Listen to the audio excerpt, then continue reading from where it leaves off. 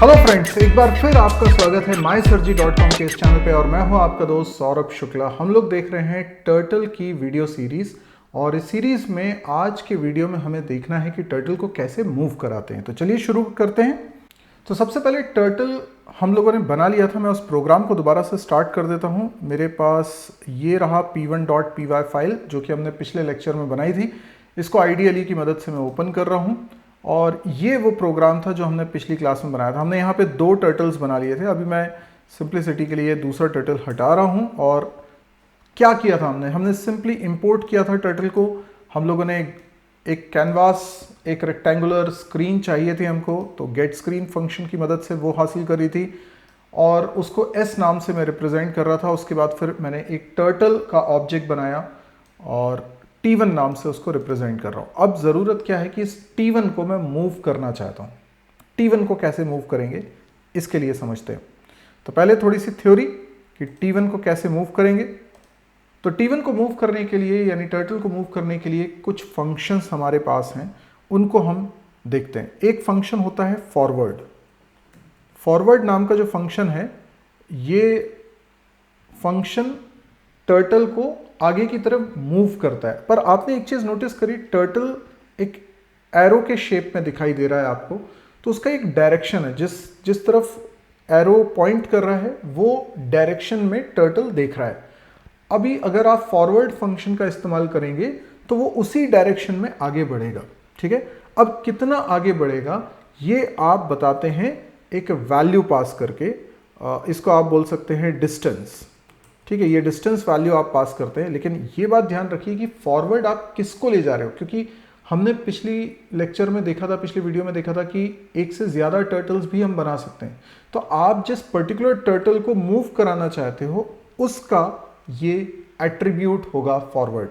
तो T1 dot forward, ध्यान रखिए अगर एक से अधिक टर्टल्स आपने बनाए हुए हैं तो T1, T2, T3 ऐसे कुछ आपने नाम रखे हैं, तो T1 डॉट फॉरवर्ड लिखा है तो T1 टर्टल ही मूव करेगा। T2 डॉट फॉरवर्ड लिखोगे तो T2 टर्टल ही मूव करेगा। इसी प्रकार से आप टर्टल को दो ही तरीके से मूव करा सकते हो। या तो उसे आगे बढ़ा सकते हो या उसे पीछे कर सकते हो। तो जैसे फॉरवर्ड फंक्शन है, इसी तरीके से एक फंक्शन होता है बैकवर्ड, और इस फंक्शन में भी आप डिस्टेंस बताते हो। अब आप कहेंगे कि डिस्टेंस किस यूनिट में होता है, इसके बारे में मैं अभी आपको बताता हूं। लेकिन उसके पहले समझ लीजिए 2 फंक्शंस हैं हमारे पास, फॉरवर्ड और बैकवर्ड, जिससे टर्टल जिस भी डायरेक्शन में मूव करके खड़ा हुआ है बस उसी डायरेक्शन में या तो आगे बढ़ सकता है या पीछे आ सकता है। इसी फंक्शन को हम दूसरे तरीके से भी लिख सकते हैं, मतलब शॉर्टकट तरीका भी है। अगर आप चाहें तो फॉरवर्ड को पूरी स्पेलिंग लिखना आपको अगर ज़्यादा लग रहा है तो आप इसको लिख सकते हैं T1.FD। बहुत बढ़िया बात है, ये एक शॉर्टकट हो जाएगा। और इसी तरीके से आप बैकवर्ड के लिए भी शॉर्टकट यूज़ कर सकते हैं। आप लिख सकते हैं T1.BK और इसके अंदर भी आप डिस्टेंस लिख सकते हैं। तो पहले तो मैं आपको बता दूं कि ये जो डिस्टेंस की बात हो रही है ये पिक्सल्स में हो रही है। तो ये जो स्क्रीन का साइज होगा, कुछ भी स्क्रीन का साइज होगा, तो उसमें एक एक पोजीशन, एक एक यूनिट डॉट्स के रूप में आप इमेजिन कर लीजिए। सोचिए एक बड़ी सी स्क्रीन है, उसमें बहुत सारे छोटे डॉट्स हैं और ये एक रेक्टेंगुलर स्क्रीन है। ठीक है, तो हर 2 डॉट के बीच का एक छोटा सा गैप है। तो जब एक डॉट से दूसरी डॉट की तरफ जाते हैं तो इसको बोल रहे हैं 1 यूनिट डिस्टेंस। तो अगर मैं बोलता हूं कि 10 आगे बढ़ जाओ तो 10 डॉट आगे चले जाएंगे हम। ठीक है, चलिए इसका थोड़ा सा प्रैक्टिकल करके देखते हैं तो आपको और समझ में आएगा। मैंने ये फाइल के अंदर कोडिंग करनी है तो इसको ओपन कर लिया। अब मैं यहाँ पे लिख रहा हूँ T1 डॉट फॉरवर्ड। ठीक है, फॉरवर्ड, और इसमें मैंने लिख दिया है सपोज करिए 20। तो ये डिस्टेंस हो गया है 20। अब देखें ज़रा इससे होता क्या है। मैं इसको रन करता हूँ। ये मैंने इसको रन किया है, आप देखिए ये एरो थोड़ा आगे बढ़ गया है, नोटिस कर पा रहे हैं आप। अच्छा, पीछे जो एरो है वो वहीं पर दिखाई दे रहा है, बाद में हम देखेंगे कि उसको कैसे हटा सकते हैं। लेकिन वो जो सेंटर में एक एरो आपको दिखता है वो वहीं फिक्स रहेगा, जब तक हम उसका कुछ करेंगे नहीं वो वैसा ही दिखता रहेगा। अभी उसकी चिंता छोड़ दीजिए क्योंकि वो आगे हम समझ लेंगे। अभी तो आप ये सोचिए कि जो हमारा टर्टल है वो आगे बढ़ गया है जिस डायरेक्शन में हम देख रहे थे। अब 20 मैंने बोला तो ये इतना आगे बढ़ा है। अब अगर मैं इसकी वैल्यू 20 ना करके थोड़ा सा ज़्यादा कर दूं, लाइक 100, तो ये 100 यूनिट्स आगे बढ़ेगा सेंटर की पोजीशन से। तो चलिए इसको रन करके चेक कर लेते हैं। ये मैंने रन किया, आप देख सकते हैं कि ये आगे मूव किया है और बहुत जल्दी से मूव कर गया है। आपने थोड़ा सा इसको मूव होता हुआ देखा भी था। तो ये उसी डायरेक्शन में आगे बढ़ रहा है। अब मुझे इसको अगर बैकवर्ड डायरेक्शन में लेकर आना है तो मैं कैसे कर सकता हूँ? अगर मैं यहीं पर लिखता हूँ T1 डॉट बैकवर्ड, अभी टर्टल कहाँ पहुँच चुका है? अपनी ओरिजिनल पोजीशन से 100 यूनिट आगे पहुँच चुका है। तो अब मैं चाहता हूँ कि उसको बैकवर्ड लेकर आऊँ। तो जहाँ पर अब 100 यूनिट आगे पहुँच चुका है, अभी जहाँ पर टर्टल पहुँच चुका है, वहाँ से ये बैकवर्ड आने वाला है। तो अगर मैं इसको 100 करूँगा तो आपको पता ही नहीं चलेगा, क्योंकि उसी लाइन पे ओवरराइट होते हुए ये पीछे आएगा और अपनी ओरिजिनल पोजीशन पे आ जाएगा। क्योंकि 100 यूनिट आगे गया था, 100 यूनिट पीछे आ गया। तो इसलिए मैं जानबूझ के इसको 100 ना करके 200 कर देता हूँ, जिससे कि वो उतना ही डिस्टेंस पीछे भी आए, तो आपको पता चलेगा। तो चलिए इसको मैं रन करके आपको बताता हूँ। ये मैंने रन किया, ये देखो पहले आगे गया था, फिर वो पीछे आया। अभी इसकी स्पीड बहुत ज़्यादा है ना, हम स्पीड को भी कंट्रोल कर सकते हैं। पर मैं स्टेप बाय स्टेप एक एक फंक्शन आपको सिखाऊंगा, ताकि आपको सीखने में भी मज़ा आए और सीखना समझ में भी आए। वरना एक ही दिन में सब कुछ हो जाएगा तो समझने में दिक्कत जाएगी। इसलिए ये आप देख सकते हैं कि टर्टल फाइनली कहाँ पर पहुँच चुका है। पहले आगे गया था, उसके बाद पीछे गया, और जहाँ जहाँ वो गया वहाँ वहाँ उसने लाइन ड्रॉ करी है। अब हम जब मूव कराते हैं तो हमारी इच्छा होगी कि ये सिर्फ आगे पीछे ही क्यों मूव हो रहा है, किसी और डायरेक्शन में क्यों नहीं जा रहा। देखिए, मूव तो ये आगे पीछे ही होगा, लेकिन आप इसके डायरेक्शन को बदल सकते हैं, और जहां पर ये पॉइंट कर रहा होगा उस डायरेक्शन में वो आगे पीछे होगा। ठीक, तो हमें इसको डायरेक्शन देना है। तो डायरेक्शन देने के लिए हमारे पास कौन से फंक्शन है, आइए उसको समझ लेते हैं। तो ये तो थे मूव करने वाले फंक्शन। अब हम पढ़ रहे हैं डायरेक्शन देने वाले फंक्शन। तो हम ऐसे लिखेंगे T1 dot left, T1 dot left, और यहां पर हम एंगल बताएंगे जिससे कि उसे मूव करना है। ठीक है, एंगल बताएंगे जिससे उसे मूव करना है। ठीक, एंड इसी तरीके से एक फंक्शन होता है T1 डॉट राइट, इसमें भी आप एंगल बताएंगे जिससे कि आपको इसे मूव कराना है। डायरेक्शन की बात हो रही है। अब ये डायरेक्शन की बात थोड़ी सी समझने की है, लेकिन उससे पहले मैं आपको बता दूं इसके भी शॉर्टकट्स हैं। यानी आपको अगर लेफ्ट में भी 4 लेटर लिखने में भी दिक्कत हो रही है, मुझे नहीं मालूम कि ऐसा क्यों सोचा गया टर्टल बनाने वालों ने, लेकिन बड़ी अजीब बात है कि 4 लेटर टाइप करने में भी अगर आपको आलस आ रहा है तो आप इसको लिखिए T1 डॉट LT। ठीक है, और यहाँ पर एंगल की वैल्यू दे दीजिए, और अगर राइट में जाना है तो T1 डॉट RT और एंगल दे दीजिए। एक्चुअल में ये रोटेशन की बात है। आप सोचिए कि सपोज करिए मैंने ये मेरा टर्टल ऐसा है और ये अभी ऊपर की तरफ देख रहा है। ठीक है, मेरी ड्राइंग पे मत जाइए, पर ये ऊपर की तरफ देख रहा है। तो अगर मैं इसको करता हूँ लेफ्ट, ठीक है, सपोज करिए इसको मैंने करा T1 डॉट लेफ्ट और फिर इसमें लिख दिया 45, तो ये 45 डिग्री है एक्चुअल में। तो ये टर्टल हो जाता है मूव, ये टर्टल मूव हो जाता है। कैसे मूव हो जाता है? देखो, पहले तो ये समझो कि अभी टर्टल किस डायरेक्शन में देख रहा है। ठीक है, अभी टर्टल किस डायरेक्शन में देख रहा है, इसको आप समझिए। मेरी लाइन भले ही सीधी नहीं बनी, पर आप उसके सीधी लाइन की तरह एज्यूम कर लीजिए। ये ऐसा है अभी। ठीक है, तो ये ऊपर की तरफ देख रहा है। अब ये लेफ्ट की तरफ रोटेट होगा, समझ रहे हैं आप? लेफ्ट की तरफ रोटेट होगा। तो जब लेफ्ट की तरफ रोटेट होगा तो कितने डिग्री से रोटेट होगा? तो मैंने कहा ये रोटेट होने वाला है 45 डिग्री से। 45 डिग्री, 45 डिग्री। ठीक है, तो ये इस डायरेक्शन में रोटेट हो जाएगा। समझ में आया? And this is 45 degree, this is 45 degree angle. और ये लेफ्ट की तरफ गया ना, मतलब जिस तरफ टर्टल देख रहा था वहां से लेफ्ट की तरफ रोटेट हुआ है ना, दैट्स वाई। तो अब जो टर्टल की नई पोजीशन बनने वाली है वो नई पोजीशन इस तरफ आ जाएगी, इधर। समझ में आया आपको? टर्टल अब इस साइड मूव कर गया, तो आप इस तरीके से मूव करा सकते हो। अब ये एंगल का कॉन्सेप्ट आपको कोऑर्डिनेट सिस्टम से समझ में आता है। जिन लोगों ने ज्योमेट्री में कोऑर्डिनेट सिस्टम पढ़ा हुआ है उन्हें बहुत अच्छी तरीके से मालूम है। ये जो मैंने दो परपेंडिकुलर लाइंस बनाई हैं और इनका जो इंटरसेक्शन हो रहा है वो बिल्कुल सेंटर में रखा हुआ है, तो आप इसको बोलते हैं फर्स्ट क्वाड्रेंट। मतलब चार हिस्से बन गए ना, इसको बोलते हैं फर्स्ट क्वाड्रेंट। इसको बोलते हैं आप सेकंड क्वाड्रेंट, ठीक। इसको आप बोलते हैं थर्ड क्वाड्रेंट।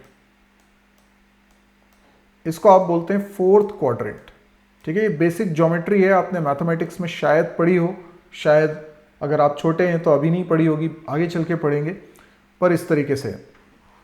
ओके, अब ये चार क्वाड्रेंट्स हैं। इनिशियली जो टर्टल होता है वो बिल्कुल सेंटर पे होता है और कुछ इस तरीके से राइट की तरफ मूव करके टुवर्ड्स राइट डायरेक्शन में वो देख रहा होता है। तो अभी अगर आप इसको मूव कराना चाहते हो तो ये टोटल एंगल होता है यहाँ से यहाँ तक 90 डिग्री, ठीक है। यहाँ से यहाँ तक एंगल कितना होता है? 90 डिग्री। जिनको नहीं पता है, वैसे मैक्सिमम लोगों को पता होगा, पर कोई ताज्जुब की बात नहीं है कि कई लोगों को नहीं पता हो। तो ये 90 डिग्री है। और फिर हर दो परपेंडिकुलर लाइंस के बीच में जो एंगल बनता है दैट इज 90 डिग्री। तो ये भी 90 डिग्री है, क्लियर। ये भी 90 डिग्री है और ये भी 90 डिग्री है। तो अगर टोटल देखा जाए तो 360 डिग्री है। तो अब आप अगर एक टर्टल को पूरा घुमा के वापस ओरिजिनल पोजीशन में लाना चाहते हो तो कितना एंगल होना चाहिए? 360 डिग्री। 90 प्लस 90 प्लस 90 प्लस 90, तो ये हो गया 360 डिग्री। अब आप इसे लेफ्ट की तरफ मूव कराओ तो ये लेफ्ट की तरफ से रोटेट करेगा। यानी कि जैसे हम क्लॉक को देखें तो क्लॉक किस तरीके से मूव करती है? क्लॉक में तो मूवमेंट इस तरीके से होता है ना। हैंड्स का मूवमेंट ऐसे होता है, ऐसे चलता जाता है, राइट। तो ये जो मूवमेंट होता है इसको हम क्या बोलते हैं? Clockwise direction. ऐसे मूव होता है ना, इसको बोलते हैं क्लॉकवाइज डायरेक्शन।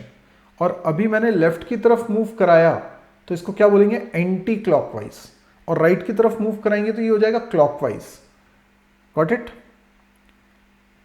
तो बस ये हो गया एंगल का सिस्टम। अब इस एंगल के सिस्टम को हम लोग यूज करते हैं।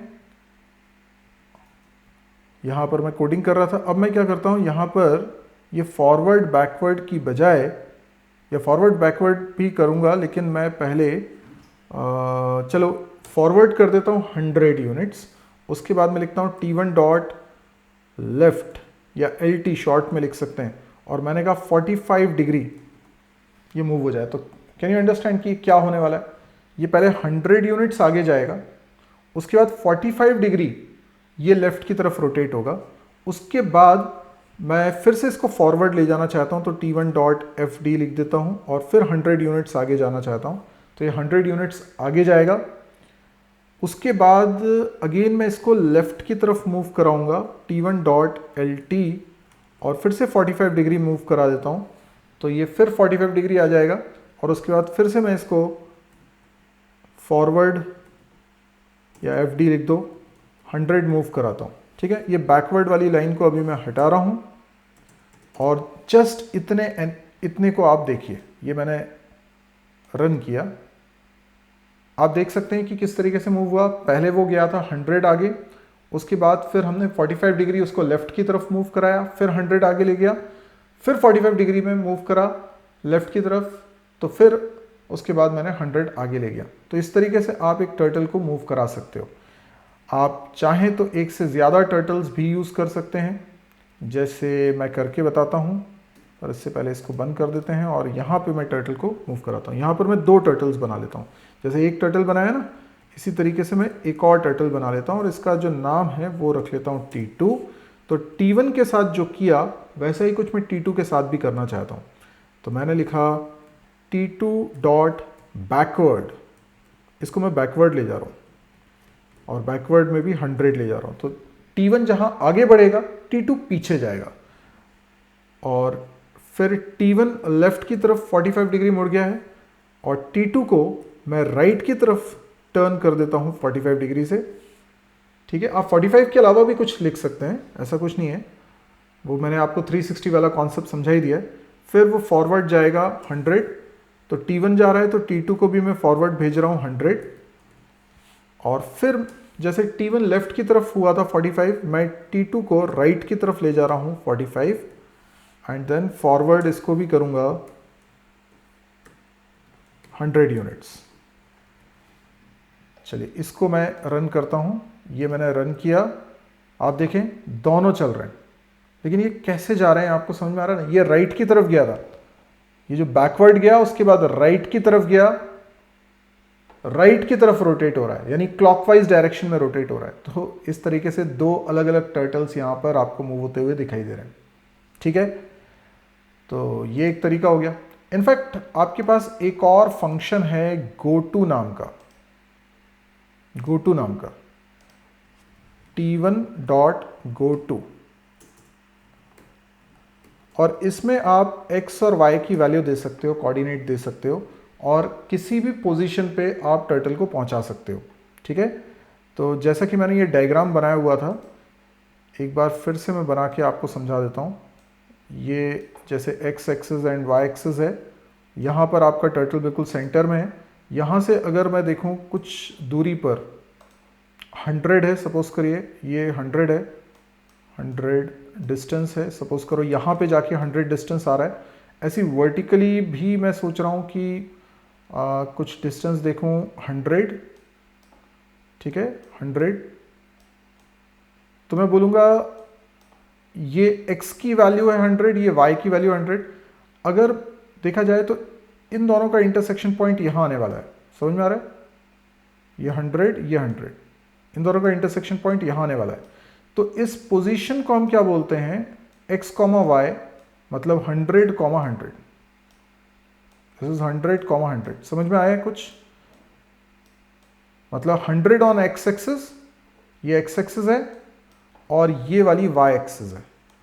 तो 100 on x axis, 100 on y axis, तो पहली वैल्यू इस कोऑर्डिनेट के x, दूसरी वैल्यू y। तो गोटू में आप जब लिखोगे 100, 100, तो एक्चुअल में आपका टर्टल सीधे अपनी ओरिजिनल पोजीशन से मूव कर जाएगा और पहुंच जाएगा कहां पर, 100, 100 पे। तो आपको टर्टल इस पोजीशन पे दिखाई देने वाला है। करके देखें ये गोटू फंक्शन कैसे काम कर रहा है। अभी ये सारा कोड हटा देता हूं, दो टर्टल बनाए थे, अभी मैं एक ही टर्टल बनाता हूं, और T1.goto 100, 100 कर देता हूं। That's it. अब इसको मैं रन करता हूं।